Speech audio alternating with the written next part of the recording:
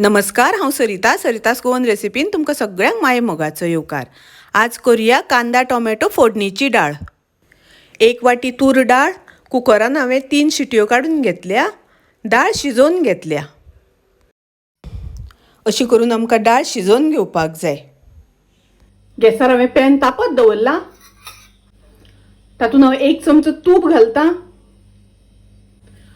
पाव चमचो जिरे घालता, अर्धो चमचो सासवा घालता। सासवा तडतडली तशी तातूंत हांव 2 चिमटी हिंग घालता। तातूंत घालया थोडीशी करबिलाची पानां, 1 कांदो हांवें बारीक चिरून घेतला तो घालता, 2 हरव्यो मिरसांगो शिनून घेतल्या त्यो घालता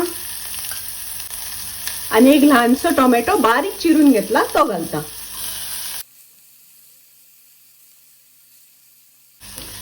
कांदो बरो तळसून घेवपाक जाय। कांदो तळसून जालो, कांद्याची फोडणी जाली। आता तातूंत आमी डाळ घालुया। तातूंत हांव घालता पाव चमचो हळदीची पावडर, मिक्स करून घेवया।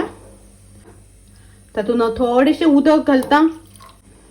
आता आमी घालुया चवी पुरतें मीठ, अर्धो चमचो साखर घालता।